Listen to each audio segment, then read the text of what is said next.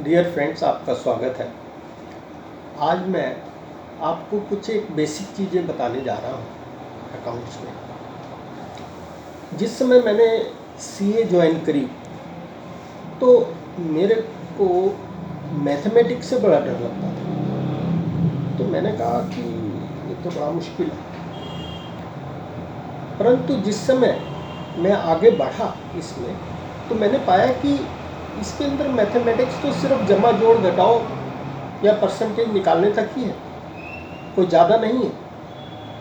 तो मैं पहले ये बताना चाहूँगा कि जिन लोगों को ये डर लगता है कि अकाउंट्स मीन्स मैथमेटिक्स, वो ना डरें, क्योंकि इसके अंदर इतना मैथमेटिक्स, ट्रिग्नोमेट्री वगैरह इन्वॉल्व नहीं है कि आप इससे डरें। अब मैं स्टार्ट करता हूँ।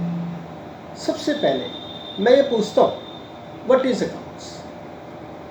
अब अकाउंट्स कोई लोग मेरे को डेफिनेशन बताने लग जाते हैं, कोई कुछ कि भाई रिकॉर्डिंग का है, ये है, वो है।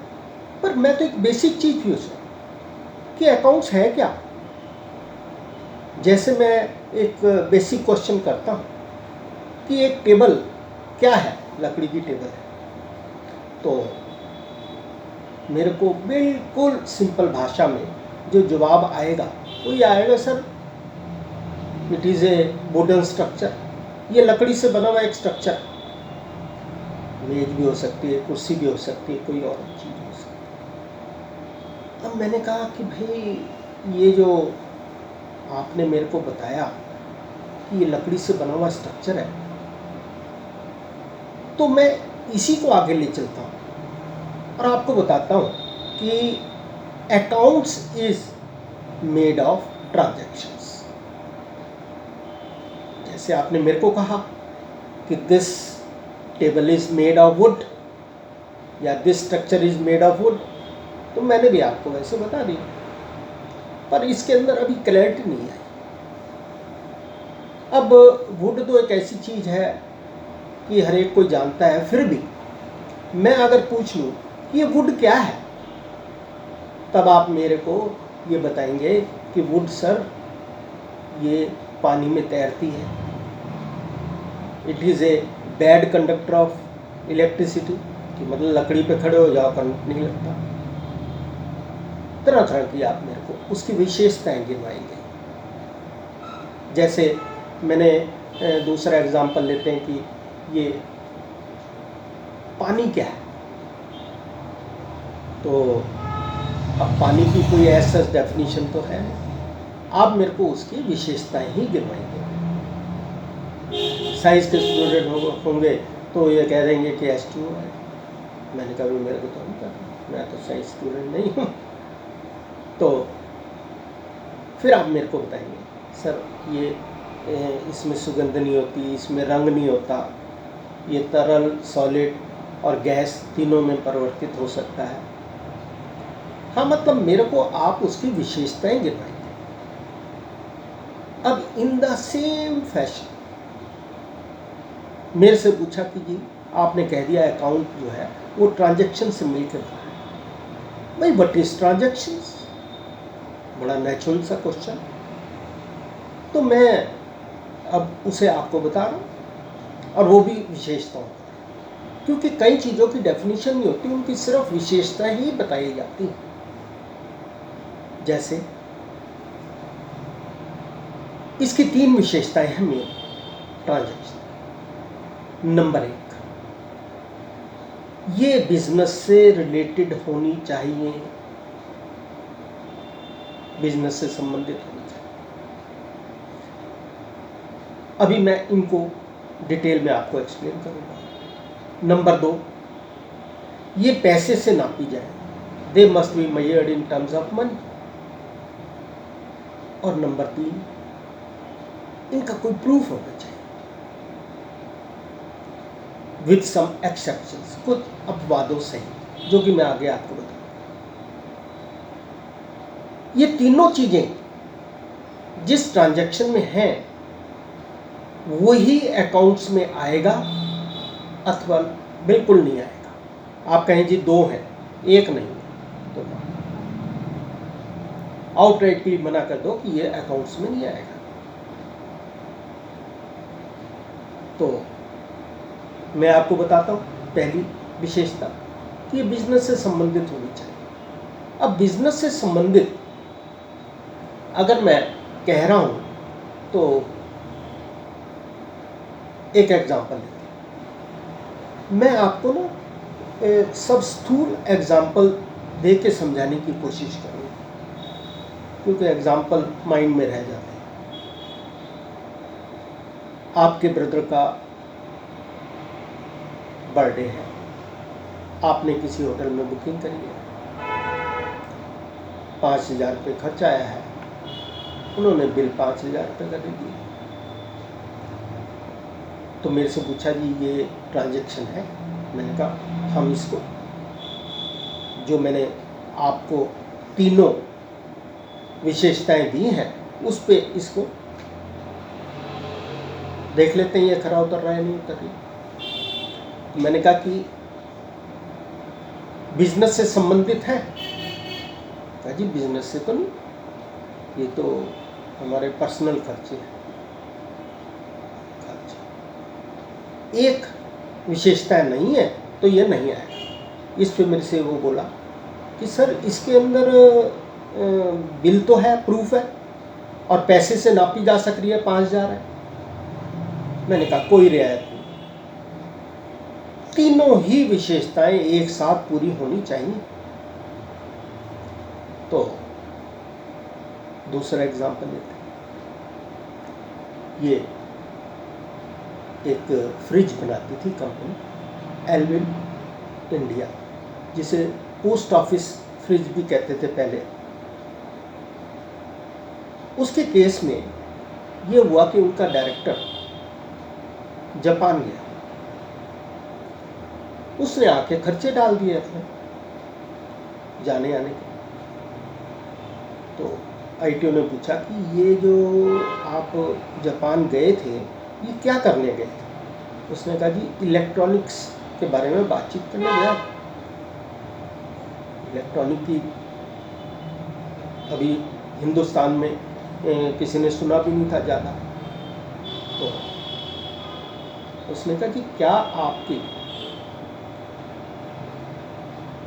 Memorandum of association, articles of association में ये ऑब्जेक्ट क्लॉज है कि हम कोई इलेक्ट्रॉनिक की चीज़ मैन्युफैक्चर करेंगे?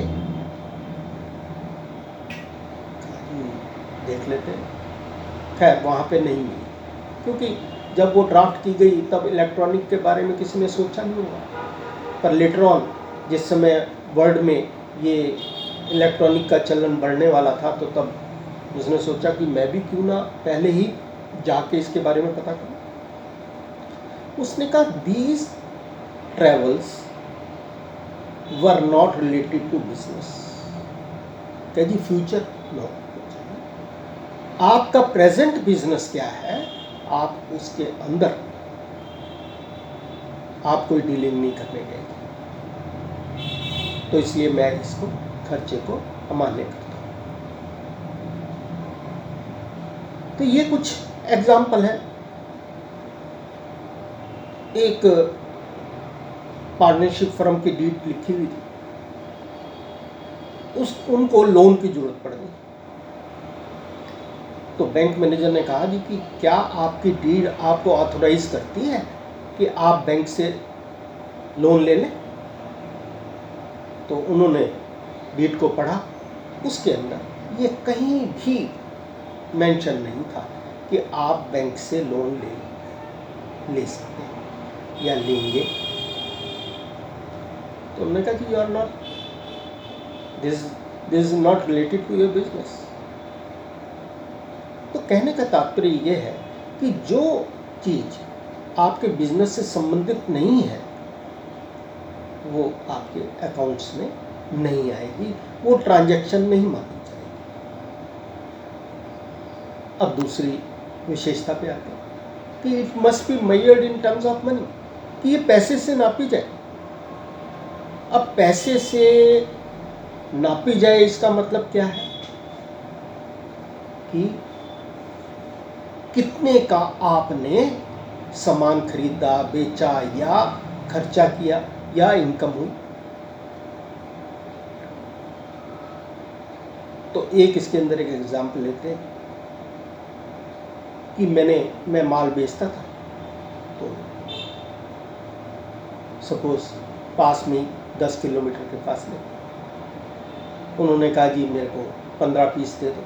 मैंने कहा अच्छा, तो मैंने कहा बिल बना दूँ? कहते नहीं जी अभी हम और भी खरीदेंगे, इकट्ठा ही बना देना। मैंने कहा ठीक है। तो मैंने कि ये याद रहे और कोई झगड़ेबाजी ना हो, मैंने एक चालान बना दिया और चालान बना के जो कैरियर वाला था उसे कहा, रेड़े वाला, रिक्शा वाला, कि भाई ये मैं तेरे को 2 कॉपी दे रहा हूँ, इसके अंदर क्या है, क्वांटिटी है, रेट है, अमाउंट नहीं है, ताकि वो रेट से मुकरे ना कि भाई ये इस रेट पे हमारी डीलिंग हुई थी। तो मैंने उस पर बना दिया। अब मैंने कहा कि जब आप डिलीवरी देंगे उसको तो एक इस पे साइन करवा देना कि भाई माल अच्छी दशा में प्राप्त हुआ। अच्छी दशा में क्यों? क्योंकि सेल ऑफ गुड्स एक्ट के अंदर होलसमनेस की क्लॉज होती है। होलसमनेस ये होता है कि यूज़ करने का। अब अगर वो कह दे कि जी माल तो रिसीव हो गया था पर वो ठीक नहीं था, दैट इज़ नॉट होलसमनेस। तो रिक्शा वाले ने यही किया। उसके बाद वो मंगवाता रहा, मैं चालान्स भेजता रहा। तो क्या चालान्स हमारी ट्रांजैक्शन के अंदर शामिल होंगे? क्योंकि चाहे इसमें 2 इंग्रेडिएंट हैं, 2 विशेषताएं हैं ट्रांजैक्शन की, कि ये बिजनेस से रिलेटेड है और प्रूफ के तौर पे चालान है, प्रिंटेड चालान है, पर ये पैसे से नापा नहीं जा सकता। इसके अंदर कहीं भी अमाउंट नहीं। आप ये मत कहें कि जी वो तो कैलकुलेट हो जाएगा, नहीं। क्या उस पे चालान पे अमाउंट अंकित था? नहीं। तो challans are never entered in books of accounts. Yes, when we make a bill of 15 challans giving the reference of each challan number and the quantity in it, then it becomes an invoice। तब वो एक sales invoice बन जाएगी, फिर वो transaction हो जाएगी। तो it is challan is simply A token of delivery of the goods in good condition. अब आती तीसरी बात कि प्रूफ होना लाजमी।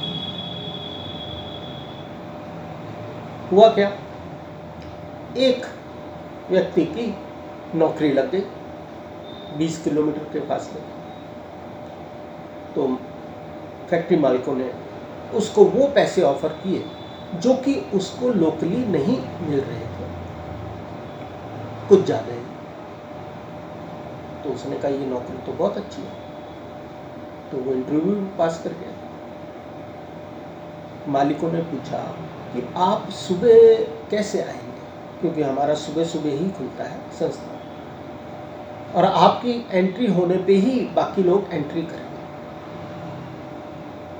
मैं 9 बजे पहुंच जाऊंगा।